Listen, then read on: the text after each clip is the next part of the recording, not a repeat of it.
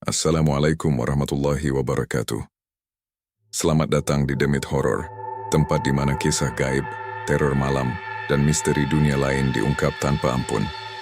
Di sini kamu akan mendengar cerita-cerita yang tak hanya bikin merinding, tapi juga bisa menghantui tidurmu. Suara bergema pelan, efek suara langkah kaki atau pintu berderit.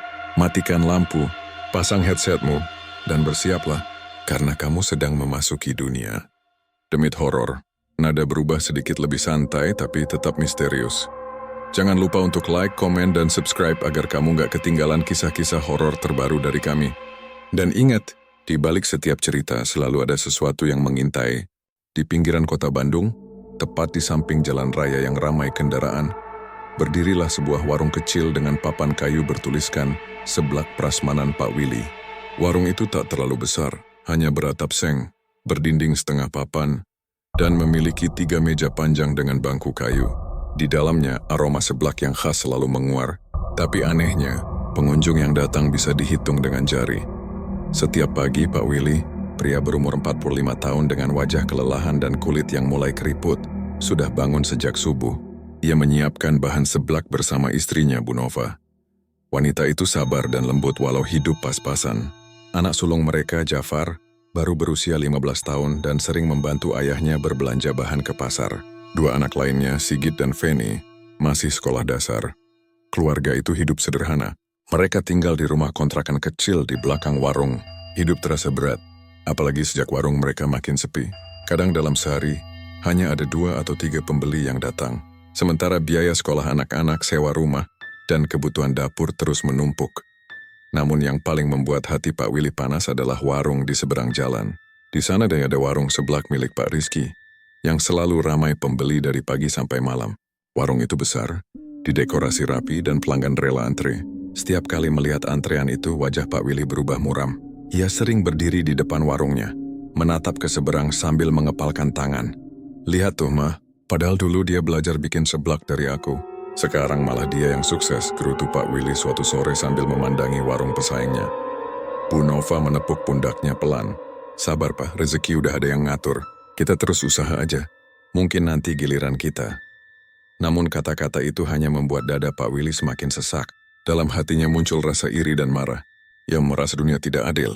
Ia yang lebih lama berdagang, yang berjuang dari nol, tapi justru kalah oleh mantan muridnya sendiri.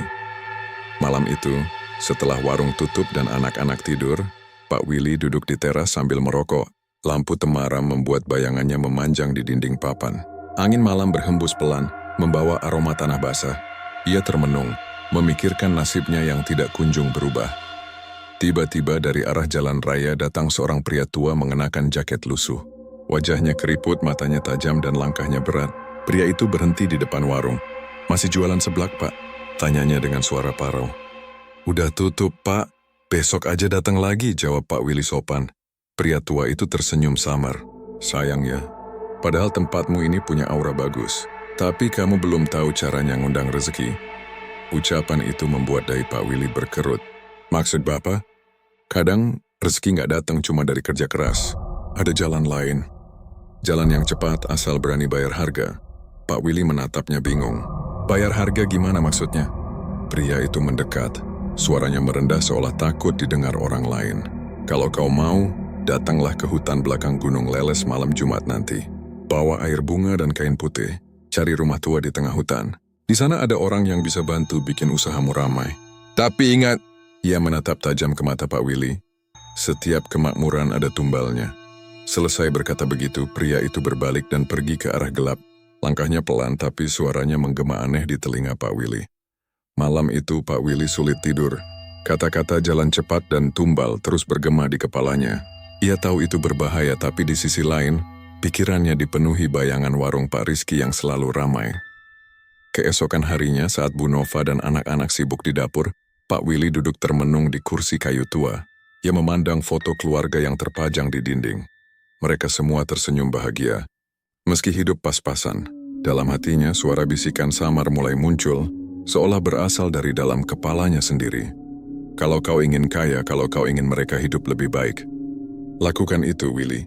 Ia memejamkan mata, menarik napas panjang dan menatap langit yang mendung. Hujan mulai turun perlahan. membasahi halaman depan warung yang berlumpur. Sore itu, diam-diam Pak Willy menulis alamat Gunung Leles di selembar kertas dan menyimpannya di saku.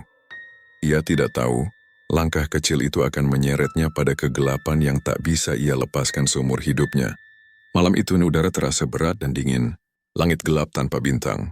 Hanya suara jangkrik dan sesekali lolongan anjing terdengar dari kejauhan. Di depan rumahnya, Pak Willy berdiri termenung sambil memegang senter kecil dan sebotol air bunga. Di tangannya yang lain tergenggam selembar kain putih yang dilipat rapi. Ia menatap jam dinding tepat menunjukkan pukul 11 malam. Semua penghuni rumah sudah tidur. Bu Nova terlelap di kamar bersama Feni dan Sigit, sementara kamar Jafar yang dulu ramai kini terasa sunyi, seolah menyimpan bayangan kelam dari masa lalu mereka yang tak pernah bahagia. Pak Willy menarik napas dalam-dalam.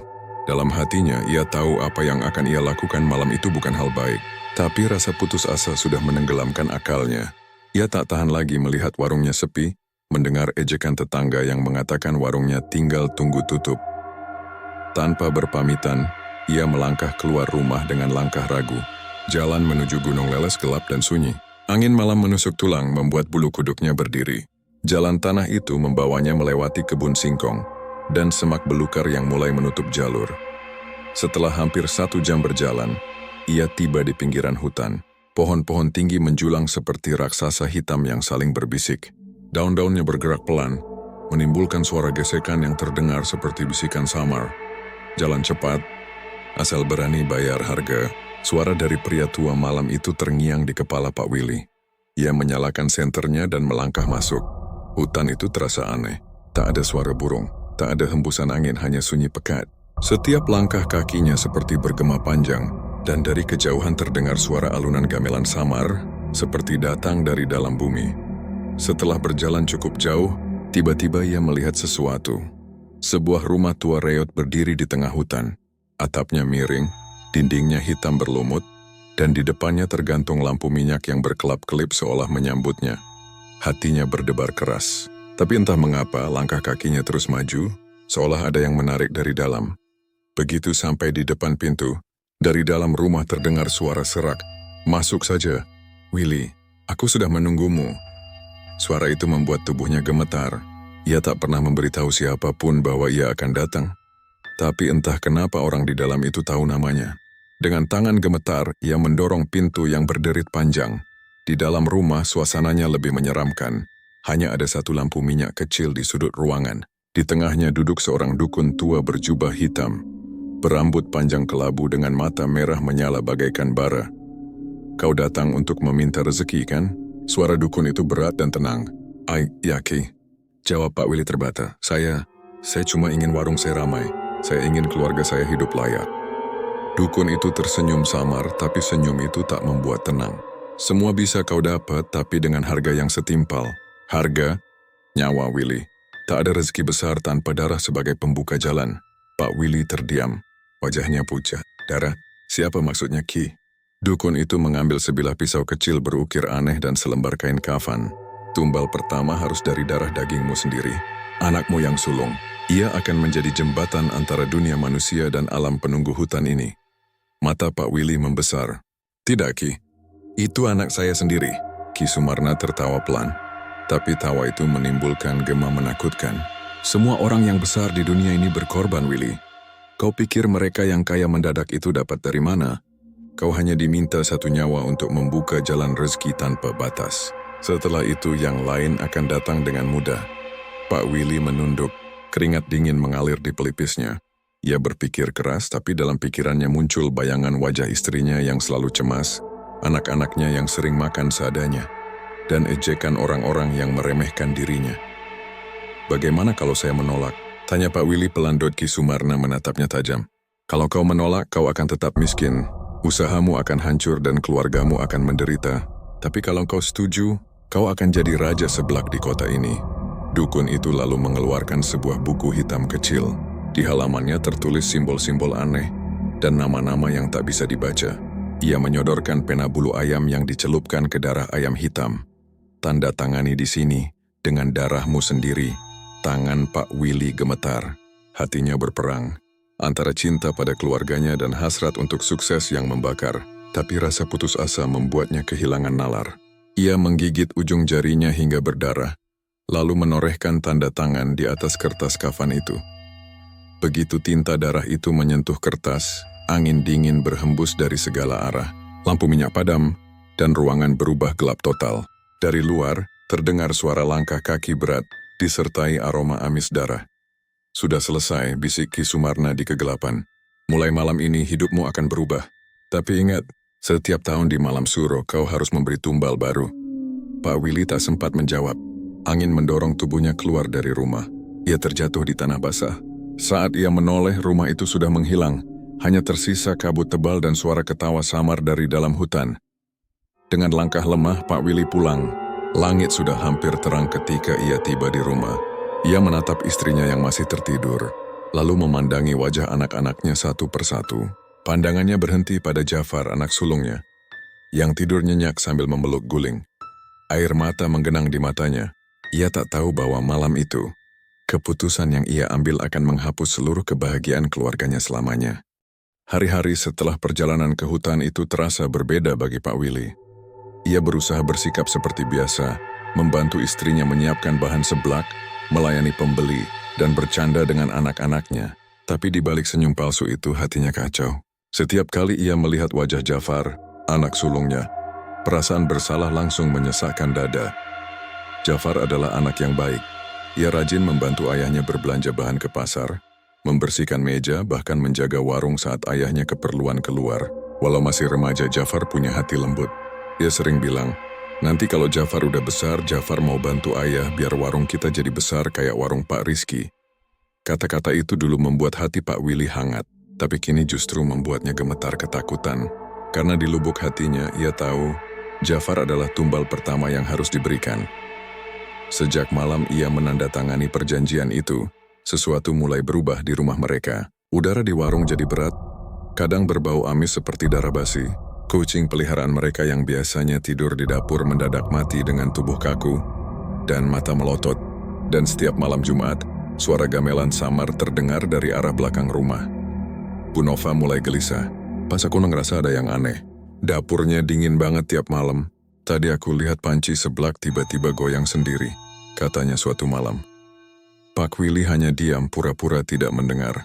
Ia takut bicara, takut istrinya tahu perjanjian yang ia buat. Dalam hati ia berharap mungkin semuanya hanya kebetulan. Tapi setiap malam, suara bisikan itu datang lagi. Suara berat, dalam, menyeramkan seolah muncul dari dalam kepalanya. Janjimu belum lunas, Willy. Darah anakmu yang sulung harus jadi pembuka rezeki. Suatu malam Jafar mengeluh sakit. Tubuhnya panas tinggi, wajahnya pucat dan matanya tampak sayu. Ayah, Jafar dingin banget, ucapnya lemah. Bu Nova panik. Ia memeluk anaknya, mencoba menurunkan panas dengan kompres. Tapi anehnya suhu Jafar justru makin naik. Bahkan sampai tubuhnya menggigil hebat. Ia mulai mengigau memanggil-manggil nama seseorang yang tak dikenal. Bapak hitam, jangan panggil Jafar, gumamnya lirih dalam tidurnya. Mendengar itu, Pak Willy langsung gemetar. Ia tahu ini bukan penyakit biasa. Ia tahu makhluk penunggu hutan itu sudah datang menagih janjinya. Malam itu Pak Willy tak bisa tidur. Ia duduk di depan kamar Jafar, menggenggam kepala sambil menyesali keputusannya. Tapi setiap kali ia ingin membatalkan semuanya, suara bisikan itu datang lagi lebih keras dari sebelumnya. Kalau kau tidak serahkan dia, semua usahamu akan hancur sebelum sempat besar. Keesokan harinya, hujan turun deras. Petir menyambar langit membuat suasana semakin mencekam. Di tengah hujan itu, Jafar tiba-tiba bangun dari tidurnya. Matanya kosong, wajahnya pucat seperti mayat. Ia berjalan pelan menuju pintu belakang tanpa suara. Jafar, mau kemana, nak? Teriak Bu Nova. Tapi anak itu tidak menjawab. Ia terus berjalan ke arah kebun belakang rumah yang gelap, di mana pepohonan bambu bergoyang tertiup angin. Pak Willy berlari mengejarnya sambil memanggil-manggil namanya. Tapi langkah Jafar seolah tidak bisa dihentikan. Sesampainya di belakang rumah, angin mendadak berhenti. Suara hujan pun lenyap. Hanya ada keheningan dan kabut tipis yang menutupi sekitar Jafar berdiri di bawah pohon besar. Ia menatap ayahnya dengan mata kosong, lalu tersenyum tipis. Ayah, jangan nangis ya. Katanya lirih, suaranya aneh, seperti bukan miliknya sendiri. Lalu tiba-tiba, tubuh Jafar tersentak keras, dan dalam sekejap ia menghilang. Lenyap begitu saja tanpa jejak. Hanya kain putih yang tersangkut di dahan pohon, basah oleh darah segar yang menetes ke tanah. Pak Willy menjerit sekeras-kerasnya. Suaranya menggema di tengah kebun yang sunyi. Ia berlari mencari ke segala arah, tapi Jafar benar-benar hilang. Bu Nova dan warga sekitar ikut mencari sampai pagi. Mereka menemukan sesuatu yang membuat semua orang merinding. Sendal Jafar tergeletak di belakang rumah, berlumuran darah, dan di atas tanah basah terdapat bekas telapak kaki besar seperti binatang bertanduk. Polisi datang, tapi mereka tidak menemukan petunjuk apapun. Kasus itu akhirnya dianggap sebagai anak hilang biasa. Tapi sejak malam itu suasana rumah dan warung berubah total. Anehnya warung seblak prasmanan Pak Willy mulai ramai luar biasa. Dari pagi sampai malam pembeli terus berdatangan tanpa henti. Setiap orang yang datang selalu memuji rasanya. Seblaknya enak banget, Pak.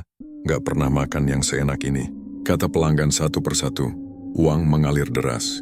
Dalam waktu sebulan, Pak Willy bisa mengganti seluruh perabot, membeli motor, dan bahkan mempekerjakan 2 karyawan baru. Bu Nova sempat bersyukur, tapi di hatinya masih ada duka karena kehilangan Jafar yang belum ditemukan. Malamnya ketika warung sudah tutup, Bu Nova membersihkan dapur. Saat membuka panci besar, tiba-tiba ia melihat bayangan wajah Jafar di permukaan kuah seblak yang merah pekat. Wajah itu menatapnya kosong dengan mata berdarah. Bu Nova menjerit ketakutan hingga panci itu terjatuh. Tapi ketika Pak Willy datang, bayangan itu sudah hilang. Pak Willy hanya berdiri diam, menggigit bibirnya kuat-kuat agar tidak menangis. Di dalam dadanya rasa bersalah bercampur takut. Ia tahu Jafar tidak hilang begitu saja. Ia tahu anaknya telah menjadi tumbal pertama dari perjanjian setan itu. Dan sejak malam itu, suara langkah kaki anak kecil selalu terdengar di dapur setiap tengah malam, disertai aroma seblak pedas dan darah yang samar. Sudah lebih dari 2 bulan sejak Jafar dinyatakan hilang. Tidak ada kabar, tidak ada jejak. Pihak kepolisian pun berhenti mencari, dan kasusnya perlahan dilupakan oleh orang-orang sekitar, tapi tidak bagi Bu Nova. Setiap malam ia masih menangis diam-diam sambil menatap foto Jafar di ruang tamu. Berbeda dengan istrinya, Pak Willy kini terlihat seperti orang yang berubah total. Ia yang dulu murung kini justru tampak bersemangat. Warung seblak prasmanan Pak Willy kini ramai luar biasa. Dari pagi sampai malam pelanggan datang silih berganti. Bahkan warung di seberang milik Pak Rizky, yang dulu selalu ramai, kini justru sepi seperti kehilangan keberuntungan. Setiap orang memuji rasa seblak buatan Pak Willy. Kuahnya gurih, pedasnya pas, dan aroma rempahnya seperti membuat ketagihan. Tak sedikit pelanggan yang datang berkali-kali dalam sehari.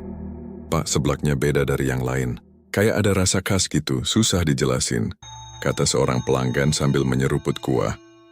Pak Willy hanya tersenyum kecil. Tapi di balik senyum itu, ada rasa ngeri yang ia sembunyikan. Sebab setiap kali ia memasak seblak, ada suara lirih di telinganya. Kau janji, Willy, setiap rasa nikmat butuh darah yang mengalir. Suara itu muncul setiap kali kuah seblak mendidih, diiringi aroma amis yang samar. Dalam sebulan warung itu berkembang pesat, Pak Willy menambah karyawan hingga 5 orang, dan membuka cabang baru di pinggiran kota.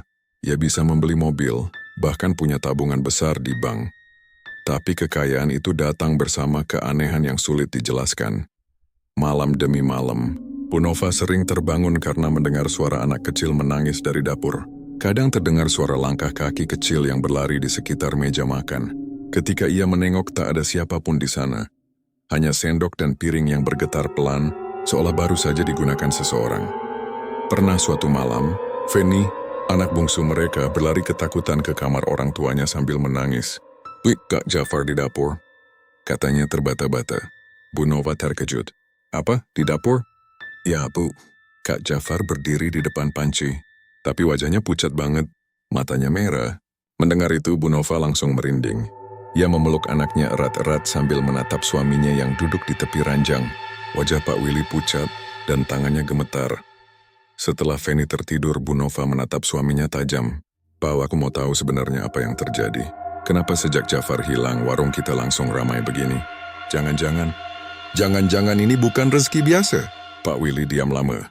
Ia menunduk, memegang kepalanya. Napasnya berat, matanya basah. Ia ingin jujur, tapi lidahnya terasa keluh. "Aku cuma pengen kita hidup lebih baik, Mah," katanya akhirnya, suaranya parau. "Dengan cara apa, Pak?" desak Bu Nova dengan mata berair. Pak Willy tidak menjawab.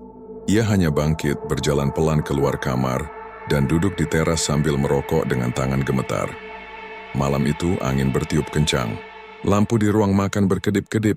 Di dapur, panci besar yang biasanya digunakan memasak bergerak sendiri pelan-pelan dan dari dalamnya muncul asap tipis berwarna merah, berbau seperti daging terbakar.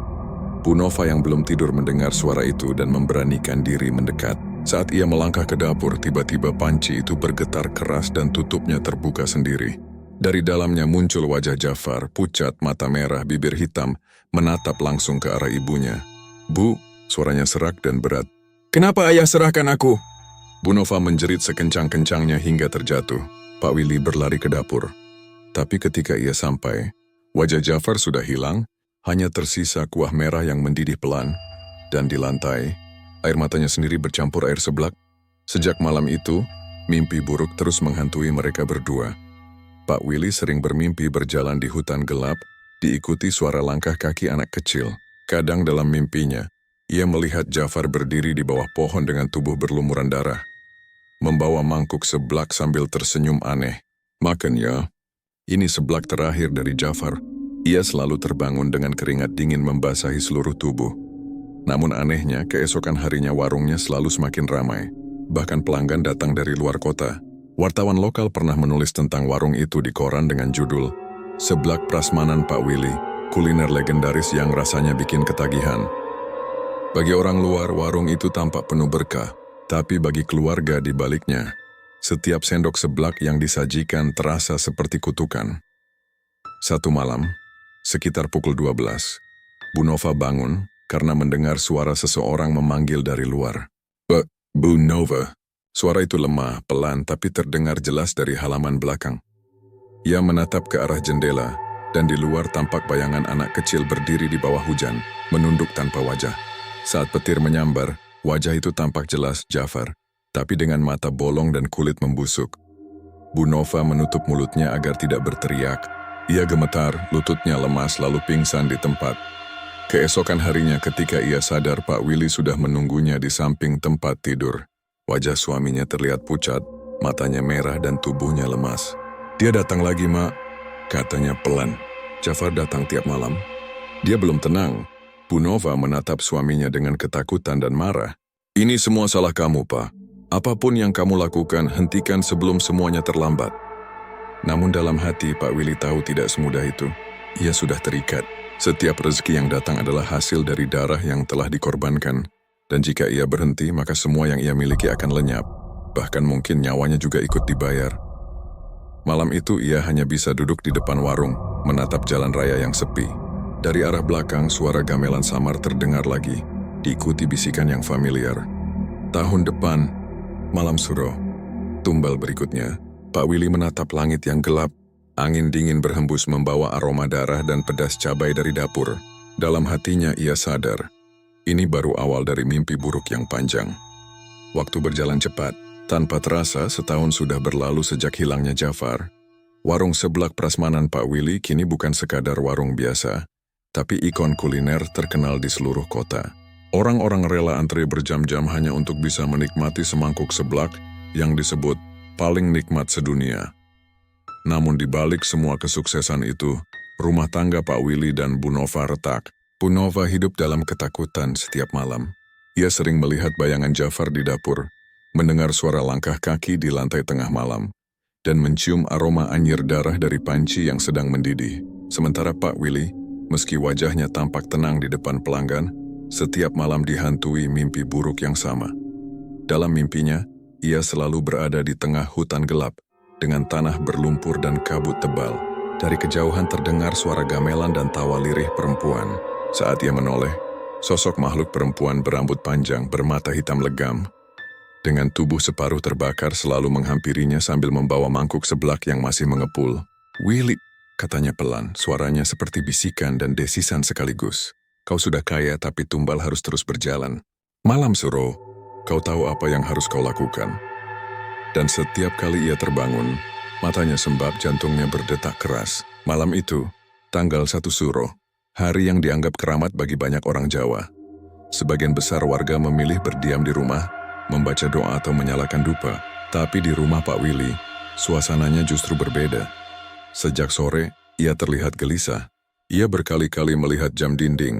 Wajahnya pucat, tangannya gemetar. Bu Nova memperhatikan dari jauh, mencoba menebak apa yang ada di pikiran suaminya. "Pak, malam ini kamu jangan keluar ya," ucapnya lembut. Pak Willy diam, lalu menatap istrinya dengan mata kosong.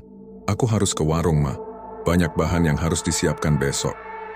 "Besok kan tutup, Pak. Kamu bilang sendiri, tiap malam suro kamu gak buka warung." Pak Willy terdiam, lalu menelan ludah. "Aku tidak ada urusan." Bu Nova tahu sesuatu tidak beres. Nalurinya berteriak agar menghentikan suaminya, tapi ia juga takut. Sejak Jafar hilang, aura di rumah itu sudah tidak sama. Terlalu gelap, terlalu sunyi, terlalu banyak rahasia. Menjelang tengah malam, Pak Willy keluar rumah membawa tas besar berisi sesajen, pisau kecil, dan satu botol kaca berisi cairan hitam. Ia mengenakan jaket tebal dan topi. Berjalan pelan menuju hutan di belakang rumahnya. Angin malam terasa dingin dan lembab. Dari kejauhan, terdengar suara gamelan pelan seperti datang dari dalam bumi. Lampu Petromax kecil di tangannya bergetar ditiup angin. Sampai di tengah hutan, ia melihat makhluk perempuan itu lagi. Tinggi, kurus, kulitnya retak seperti tanah kering, matanya merah menyala. Di belakangnya ada bayangan anak kecil yang berlari-lari di antara pepohonan. Tertawa lirih. "Sudah waktunya, Willy," kata makhluk itu. "1 tahun telah berlalu. Tumbal berikutnya sudah kau siapkan, bukan?" Wajah Pak Willy pucat pasi. Ia menunduk, suaranya gemetar. "Saya? Belum, Nyai. Saya belum siap kehilangan siapapun lagi." Makhluk itu tertawa pelan. Suaranya seperti kayu patah. "Kalau begitu kau sendiri yang akan kuambil." Pak Willy langsung berlutut, menangis, sujud di tanah berlumpur. "Ampun, Nyai. Tolong beri waktu. Saya akan cari pengganti, tapi jangan ambil saya atau keluarga saya." Makhluk itu menatapnya dingin, lalu mendesis, "Besok subuh, salah satu yang bekerja di warungmu harus kembali ke hutan ini.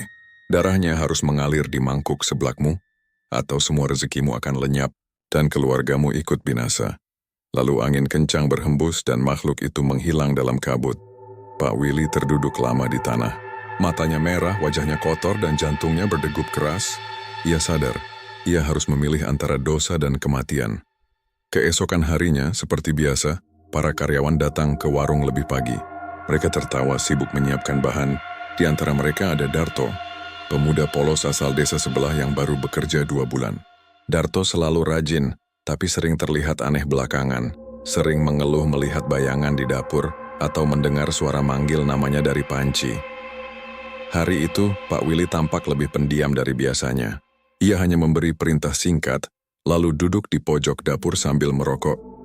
Menjelang sore, ia memanggil Darto.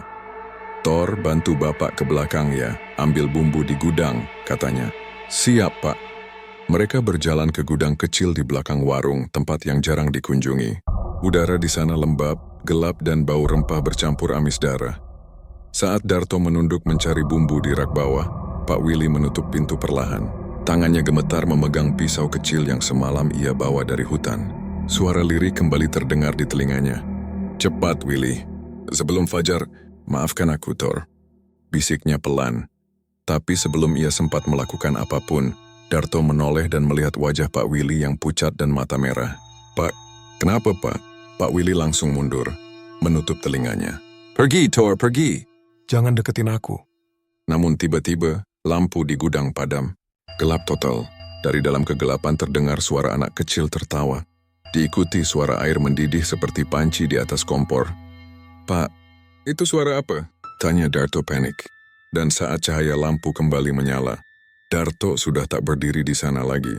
Yang tersisa hanya mangkuk seblak panas di lantai, dengan kuah merah tua dan potongan daging yang masih berasap. Pak Willy menatapnya dengan mata kosong. Ia tahu apa yang terjadi. Tumbal sudah diambil. Hari itu pelanggan kembali memadati warung. Aroma seblak makin harum, rasa makin nikmat, dan orang-orang makin ketagihan. Tapi bagi Pak Willy, setiap sendok seblak yang disajikan terasa seperti darah yang menetes di tangannya sendiri. Di rumah, Bu Nova hanya duduk diam, menatap suaminya yang semakin kurus dan berwajah muram. Ia tahu, malam suro sudah kembali membawa korban. Dan di luar rumah, suara gamelan lirih mulai terdengar lagi, tanda bahwa perjanjian masih terus berjalan. Dan tumbal berikutnya sudah menunggu giliran. Setelah kejadian malam suro itu, warung seblak prasmanan Pak Willy semakin dikenal. Orang-orang dari luar kota berdatangan. Ada yang bilang seblaknya memiliki cita rasa mistis. Pedasnya menggigit tapi bikin ketagihan. Seolah lidah tak bisa berhenti makan. Namun di balik semua kesuksesan itu, kehidupan Pak Willy dan keluarganya justru semakin suram. Wajah Pak Willy tampak tua dari umurnya. Matanya cekung, kulitnya pucat dan senyum di wajahnya kini seperti topeng. Bu Nova semakin sering menangis sendirian di dapur. Ia mulai merasa warung itu bukan lagi tempat mencari nafkah, melainkan rumah bagi sesuatu yang tak kasat mata. Setiap malam, panci besar yang digunakan untuk memasak seblak selalu terdengar menggelegak sendiri, meskipun kompor sudah dimatikan. Dan jika seseorang berani mendekat, akan terdengar suara anak kecil memanggil pelan dari dalam panci, "Ayah, panas, tolong." Suara itu membuat Bu Nova hampir gila. Ia tahu suara itu, suara Jafar anak sulungnya yang hilang. Suatu malam sekitar pukul 2 dini hari, Bu Nova terbangun karena mendengar suara sendok jatuh di dapur. Ia mengira itu kucing, tapi ketika ia turun ke bawah, ia melihat sesuatu yang membuat darahnya membeku. Di tengah dapur, panci besar seblak itu mendidih sendiri, padahal tidak ada api. Uap yang keluar berwarna kehitaman, dan di atas permukaan kuahnya muncul wajah-wajah manusia yang perlahan tenggelam satu persatu. Wajah Jafar, lalu Darto karyawan yang hilang, dan entah siapa lagi. Bu Nova menjerit histeris. Ia menjatuhkan gelas dari tangannya. Teriakannya membuat Pak Willy berlari dari kamar. Begitu melihat pemandangan itu, wajahnya langsung pucat pasi.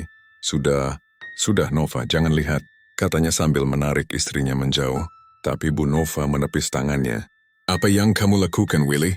Kenapa wajah mereka ada di panci itu? Apa yang kamu sembunyikan dari aku? Pak Willy hanya diam, menunduk. Tangannya gemetar hebat, air matanya menetes pelan. Aku cuma mau warung ini maju. Aku cuma mau rezeki buat kita, jawabnya lirih. Tapi kamu tumbalkan mereka kan? Kamu tumbalkan Jafar. Kamu yang buat anak kita hilang, teriak Bu Nova sambil memukul dada suaminya. Pak Willy tak membalas. Ia hanya berlutut di lantai dapur, menangis seperti anak kecil. Aku nggak bisa mundur, Ma. Kalau aku berhenti, semuanya akan hancur. Dan mereka semua bakal datang menjemput kita. Malam itu menjadi awal dari teror baru. Mulai keesokan harinya, setiap karyawan baru yang diterima bekerja di warung Pak Willy tidak pernah bertahan lama. Ada yang tiba-tiba sakit dan meninggal. Ada yang hilang entah kemana. Bahkan ada yang ditemukan pingsan di dapur dengan tubuh kaku seperti patung. Salah satu karyawan perempuan, Rini, sempat bercerita sebelum akhirnya berhenti bekerja. Katanya setiap malam saat ia bersih-bersih dapur, ia sering melihat bayangan anak kecil berdiri di sudut ruangan sambil menatap panci besar. Kadang anak itu tersenyum, kadang menangis sambil berbisik, "Bilang ke ayah aku lapar." Rini ketakutan dan memutuskan keluar. Tapi 2 hari setelah itu, kabar mengejutkan datang. Rini ditemukan meninggal di kamarnya, lidahnya membiru, tubuhnya berbau anyir seperti darah. Sejak saat itu, warung seblak itu mulai punya julukan baru di kalangan warga, seblak tumbal. Tapi anehnya, semakin menyeramkan kabarnya, semakin banyak orang yang datang. Ada yang ingin membuktikan kebenarannya. Ada pula yang datang karena penasaran dengan rasanya. Uang terus mengalir, tapi hati Pak Willy makin gelap. Ia sadar ia sudah terperangkap dalam jeratan perjanjian iblis. Erang kiberwaning, tapi sebiye pinggalisi iwis cebi perwating berjualan. Kejadian aneh selalu menimpa keluarganya. Suatu hari, saat ia mencoba menutup warung selama seminggu penuh, anak keduanya, Sigit, tiba-tiba kerasukan di depan rumah. Suara yang keluar dari mulut Sigit bukan suaranya sendiri, melainkan suara berat dan parau seperti suara makhluk perempuan dari hutan itu. "Kau pikir bisa kabur, Willy? Kau pikir bisa lepas dari janji?" Sigit teriak-teriak sambil menatap ayahnya dengan mata hitam pekat. "Tumbal belum selesai. 5 jiwa yang kau janjikan belum lengkap." Setelah kejadian itu, Sigit pingsan selama 2 hari. Tubuhnya panas. Dan setiap kali ia membuka mata, ia selalu menatap ayahnya dengan ketakutan. "Ayah, jangan kasih aku ke mereka ya," katanya lirih. Ucapan itu membuat dada Pak Willy seperti diremas. Ia menangis diam-diam di malam hari, tapi tangisan itu tidak menghapus dosa yang sudah ia buat. Warungnya kini sudah punya 10 karyawan. Semua bekerja keras karena warung itu terus ramai tanpa henti. Tapi setiap malam, di dapur warung panci seblak besar itu terdengar mendidih sendiri. Padahal tidak ada api menyala. Dan jika seseorang berani mengintip ke dalamnya, mereka akan melihat tangan-tangan kecil yang berusaha keluar dari dalam kuah merah. Bunova tak kuat lagi. Ia mulai jarang bicara, sering termenung di kamar, dan terkadang berbicara sendiri sambil memanggil nama anaknya yang hilang. Jafar, Fanny, jangan pergi, ibu di sini. Sementara itu Pak Willy semakin kehilangan kewarasan. Ia tahu tumbal berikutnya sudah dekat. Ia tahu janji itu belum lunas. Tapi kali ini, siapa yang harus ia serahkan? Malam-malam berikutnya, suara gamelan kembali terdengar dari arah belakang rumah. Liri perlahan disertai aroma dupa dan darah yang pekat. Dan di tengah malam buta, suara itu berbisik di telinganya lagi. Sudah waktunya, Willy. Tumbal keempat menunggumu. Pak Willy menatap panci besar itu di dapur. Uapnya mengepul ke langit-langit membentuk wajah Jafar yang memandangnya dengan mata kosong. Maafkan ayah, bisiknya pelan, tapi ia tahu, kali ini tidak ada jalan kembali. Beberapa minggu setelah kejadian aneh di rumah itu, warung seblak prasmanan Pak Willy semakin besar. Ia menambah meja, memperluas dapur, bahkan menambah 5 karyawan baru. Di mata orang-orang, hidup Pak Willy tampak sempurna. Kaya, terkenal, banyak pelanggan, dan sering diliput media lokal. Tapi di balik semua itu, jiwa Pak Willy hancur perlahan. Tidurnya tak pernah nyenyak. Setiap malam ia terbangun oleh suara panci mendidih dan bisikan lirih yang memanggil namanya dari arah dapur. Kadang ia melihat bayangan anak kecil berlari-lari di belakang pelanggan, tapi hanya ia yang bisa melihatnya. Bunova makin murung. Ia jarang keluar kamar dan sering melamun menatap foto Jafar. Sementara 2 anak mereka yang tersisa, Sigit dan Fanny, mulai sering ketakutan tanpa sebab. Kadang Fanny menangis tengah malam sambil bilang, "Kak Jafar manggil aku dari dapur, Bu." Hari-hari yang seharusnya indah kini terasa seperti siksaan. Tapi semua itu puncaknya terjadi di hari Jumat Legi. Hari yang dipercaya membawa energi mistis bagi yang terikat perjanjian gaib. Pagi itu, warung begitu ramai. Pelanggan datang silih berganti. Sebagian bahkan harus antre panjang di luar. Karyawan sibuk di dapur, suara wajan dan panci berdenting keras, aroma pedas memenuhi udara. Namun di tengah hiruk-pikuk itu, Pak Willy merasa ada yang salah. Udara di dapur mendadak dingin seperti es. Meskipun kompor menyala dan uap panas mengepul kemana-mana, ia memegang tangannya sendiri. Dingin seperti mayat. Tiba-tiba dari arah pintu belakang muncul asap hitam tipis yang bergerak pelan. Karyawan paling muda Tommy menatapnya dengan kening berkerut. "Pak, itu asap dari mana ya?" tanyanya. Pak Willy tak sempat menjawab. Asap itu perlahan membentuk wajah perempuan berambut panjang, yang menatap tajam ke arah mereka berdua. Dalam sekejap, panci besar di atas kompor bergetar hebat, dan kuah merahnya menyembur ke udara seperti air mancur darah. Semua orang di dapur menjerit. Beberapa pelanggan di luar pun ikut panik karena mendengar suara keras.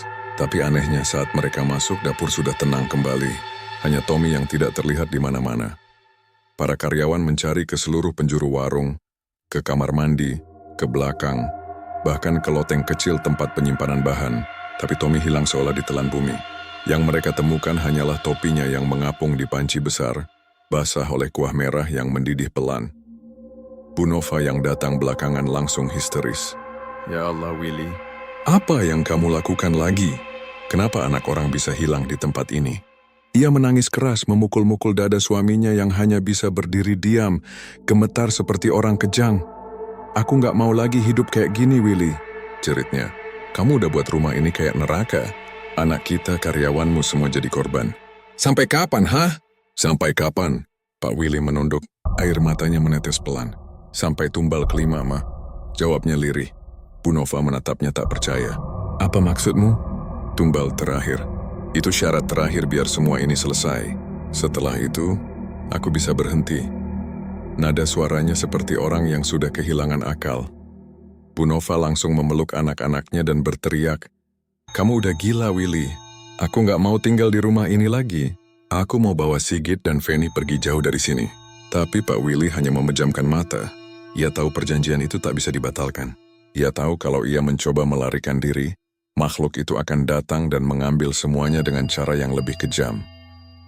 Malam itu, setelah warung tutup, Pak Willy duduk sendirian di dapur. Panci besar di depannya masih hangat. Kuah merahnya memantulkan bayangan wajah-wajah korban tumbal sebelumnya. Ia mendengar suara tawa kecil, suara tangisan, dan bisikan lembut yang membuat bulu kuduknya berdiri. Masih satu lagi, Willy. Satu lagi, lalu kau bebas. Air mata mengalir di pipinya. Tolong, jangan keluargaku. Namun saat ia menunduk, di dalam pantulan kuah seblak itu muncul wajah anaknya, Fanny. Tersenyum kecil sambil melambaikan tangan. Ayah, aku lapar. Pak Willy menjerit keras sampai jatuh terduduk. Ia menutup wajahnya, menggigil ketakutan. Esoknya, Bu Nova benar-benar memutuskan pergi. Ia mengemasi pakaian dan membawa Sigit serta Fanny ke rumah ibunya di desa. Tapi baru beberapa meter dari rumah ban mobilnya meletus tiba-tiba. Dan Fanny jatuh pingsan di kursi belakang sambil menjerit, "Jangan ambil aku. Jangan ambil aku."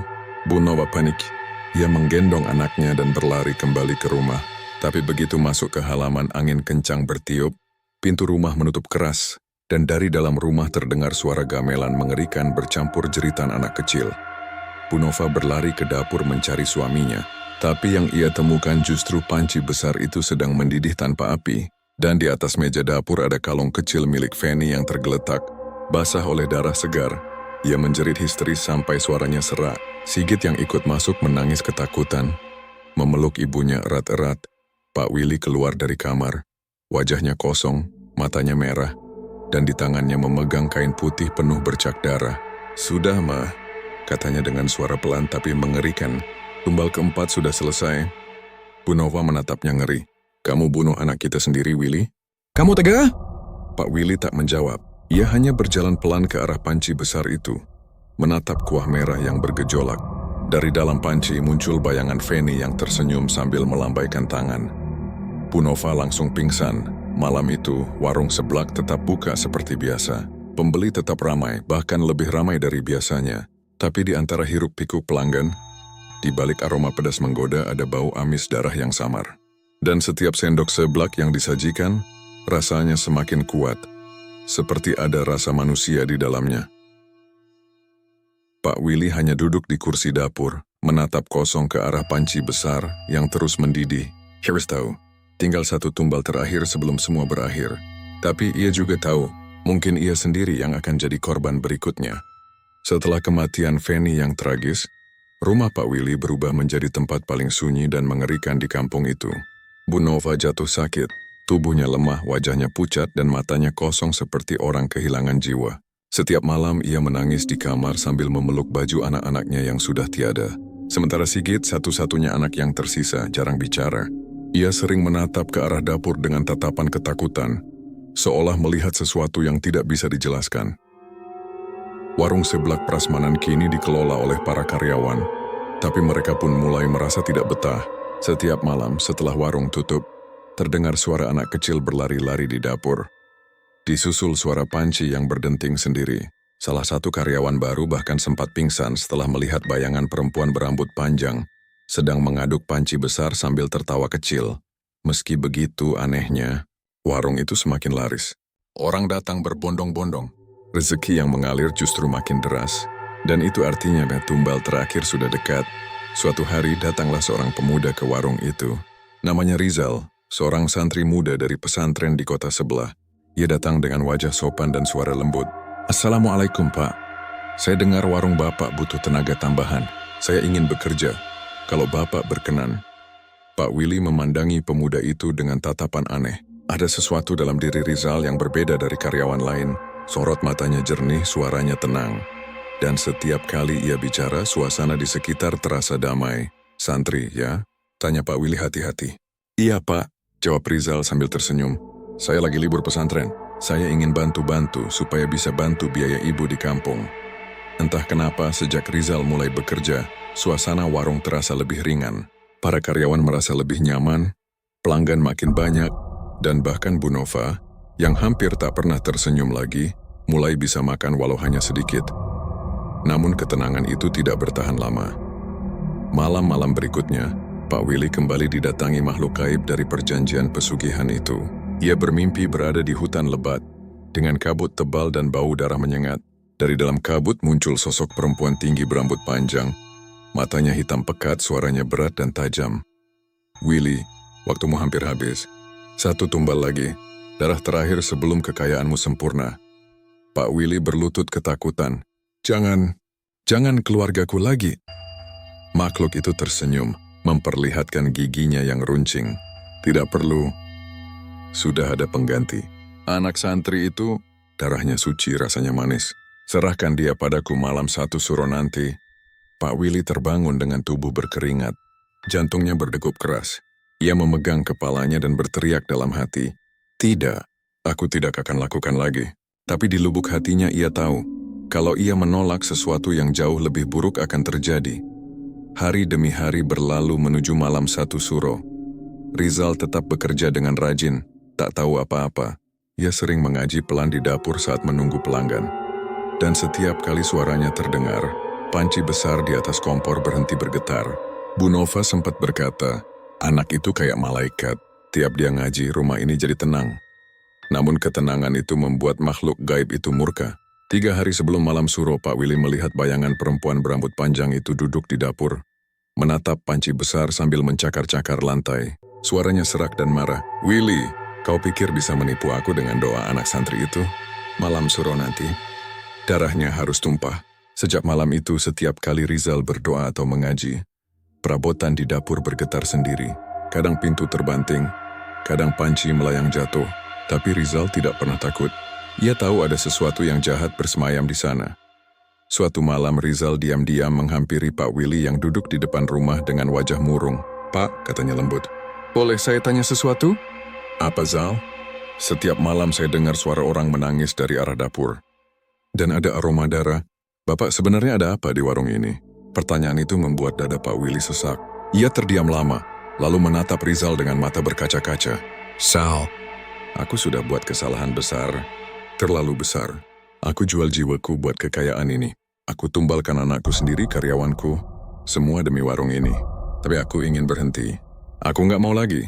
Rizal menatapnya penuh iba. Ia lalu menunduk dan berbisik. Kalau begitu izinkan saya bantu.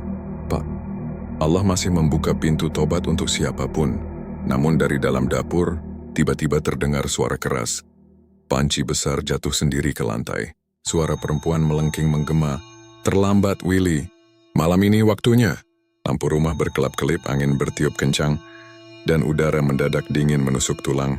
Rizal langsung berdiri dan membaca ayat kursi keras-keras. Namun semakin ia membaca, makhluk hitam besar muncul dari arah dapur. Bertanduk, bermata merah, dengan lidah panjang menjulur. Makhluk itu berteriak marah. Kau pikir bisa halangi aku, anak pesantren busuk? Darahmu milikku. Rizal terus mengaji, suaranya tegas meski tubuhnya gemetar. Ia melangkah maju sambil menggenggam tasbih di tangan. Dari panci besar yang mendidih, tangan-tangan kecil keluar satu persatu. Seolah anak-anak yang jadi tumbal berusaha naik ke permukaan. Mereka menangis, menjerit, meminta tolong. Pak Willy berlutut menutup telinganya. Ampun Tuhan. Ampuni aku. Tapi Rizal tidak berhenti. Ia membaca doa lebih keras dan setiap kali satu ayat selesai, makhluk itu menjerit kesakitan. Asap hitam mengepul dari tubuhnya. Dan panci besar itu meledak hebat, menumpahkan kuah merah ke seluruh dapur. Teriakan panjang terdengar menggema. Suara makhluk perempuan itu menjerit sebelum akhirnya lenyap dalam asap tebal. Saat semuanya tenang, Rizal terduduk lemah. Ia menatap Pak Willy yang menangis terseduh di lantai, dikelilingi sisa kuah merah yang perlahan berubah jadi air bening. Sudah, Pak. Selesai. Tapi Bapak harus tobat sungguh-sungguh, karena kalau tidak mereka akan datang lagi. Pak Willy hanya mengangguk lemah, tubuhnya gemetar hebat. Malam itu, warung seblak itu hangus terbakar. Entah dari mana api bermula. Warga berlarian mencoba memadamkannya. Tapi api terlalu besar. Anehnya, tidak satupun pelanggan atau tetangga terluka, seolah api itu hanya ingin memakan bangunan itu saja. Saat pagi tiba, hanya tersisa puing-puing hitam dan panci besar yang meleleh di tengah abu. Pak Willy berlutut di depan puing itu. Menangis sejadi-jadinya. Menyesali semua perbuatannya. Rizal berdiri di belakangnya. Memegang kitab kecil, ia berkata pelan. Kadang rezeki yang cepat datang cepat juga membawa celaka. Tapi tobat sejati akan menyelamatkan jiwa yang tersisa. Pak Willy mengangguk tapi wajahnya kosong. Ia tahu. Walaupun makhluk itu sudah pergi, bayangan dosa dan arwah anak-anaknya tidak akan pernah benar-benar hilang. Dan malam-malam berikutnya, Setiap kali angin bertiup dari arah bekas warung itu, warga masih sering mencium aroma seblak pedas bercampur darah, seolah panci kutukan itu masih mendidih di dunia lain. Setelah kebakaran besar malam itu, warung seblak prasmanan tinggal kenangan. Yang tersisa hanyalah puing-puing hitam, bau gosong, dan panci besar yang meleleh di antara abu. Warga kampung membicarakan kejadian itu selama berhari-hari. Tapi tak ada yang benar-benar tahu apa yang sebenarnya terjadi di balik api yang melahap warung itu. Hanya Pak Willy, Bu Nova, dan Rizal yang tahu bahwa yang terbakar malam itu bukan hanya bangunan, tetapi juga sisa-sisa dosa dan perjanjian hitam yang telah dilakukan. Sejak kejadian itu, Pak Willy berubah drastis. Ia tak lagi berbicara seperti dulu. Setiap pagi ia duduk di depan puing bekas warungnya sambil menatap kosong, menggenggam segenggam tanah abu, dan berbisik pelan, "Jafar, Feni, Sigit. Ayah salah, ayah pengen pulang bareng kalian." Bu Nova hanya bisa menangis setiap kali melihatnya. Tubuhnya semakin kurus, rambutnya memutih cepat. Ia mencoba membawa suaminya berobat ke ustaz, ke rumah sakit, ke orang pintar, tapi tak ada yang berhasil. Setiap kali malam tiba, Pak Willy akan berteriak histeris dari dalam rumah. Suatu malam, Bu Nova mendengar suaminya tertawa di ruang tamu. Ia mengintip dari kamar, dan matanya langsung membesar ketakutan. Pak Willy sedang duduk di lantai berbicara sendiri sambil menaruh 3 piring seblak di hadapannya. Di hadapan piring-piring itu ia memanggil nama anak-anaknya satu persatu. "Ini buat kamu, Jafar. Ini buat Feni. Dan ini buat Sigit. Ayo makan, nak." Ayah udah masak sendiri, tapi piring-piring itu kosong. Hanya ada air putih di dalamnya, namun Pak Willy tersenyum bahagia, seolah benar-benar melihat ketiga anaknya sedang makan di depannya. Bu Nova jatuh terduduk, menangis sejadi-jadinya. Ia sadar suaminya sudah kehilangan akal. Beberapa minggu kemudian Pak Willy sering hilang dari rumah. Warga desa kadang melihatnya berjalan di tengah malam menuju hutan di belakang kampung, membawa panci bekas kebakaran yang sudah penyok dan hitam legam. Ia akan duduk di bawah pohon besar dan mengaduk panci itu sambil tertawa-tawa kecil. Ada yang berani mendekat, tapi segera lari ketakutan karena dari panci itu terdengar suara anak kecil menangis. Meski panci itu kosong, suara itu pelan tapi jelas, "Ayah, panas. Tolong kami." Kabar itu membuat warga yakin bahwa roh anak-anak Pak Willy belum tenang. Mereka mengatakan panci itu masih menjadi tempat bersemayam arwah para tumbal pesugihan. Sementara itu Rizal, santri yang dulu menolongnya, sering datang menjenguk. Ia selalu mencoba membacakan ayat suci agar jiwa Pak Willy bisa tenang. Namun setiap kali Rizal membaca doa, Pak Willy justru berteriak dan menutup telinganya. Seolah ayat-ayat itu membuat kepalanya sakit. Suatu sore, Rizal menatap Pak Willy dengan sedih. "Pak, Allah masih sayang sama Bapak. Semua orang bisa tobat, tapi Bapak harus benar-benar ikhlas melepas semuanya." Pak Willy menatap Rizal lama lalu tersenyum aneh. "Aku sudah coba, Zal. Tapi mereka nggak mau pergi. Mereka masih lapar." "Siapa, Pak?" tanya Rizal pelan. "Anak-anakku. Mereka mau seblak lagi." Rizal terdiam. Ada hawa dingin yang tiba-tiba menyelimuti ruangan. Dari dapur, terdengar suara panci bergemerincing. Bu Nova menjerit histeris karena panci hitam itu tiba-tiba muncul di atas meja, padahal tadi sudah dikubur di belakang rumah. Malam itu menjadi malam terakhir Bu Nova terlihat hidup. Warga kampung mendengar suara jeritan panjang dari rumah keluarga itu. Ketika beberapa orang datang menolong, mereka menemukan Pak Willy duduk di ruang tengah. Wajahnya penuh darah, sedang memeluk tubuh Bu Nova yang sudah tak bernyawa.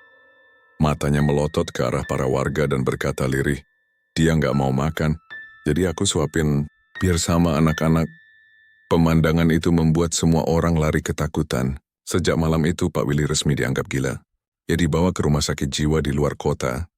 Tapi bahkan di sana, ia masih sering memasak di udara kosong sambil memanggil nama anak-anaknya.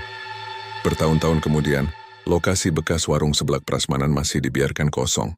Tak ada yang berani mendirikan apapun di sana.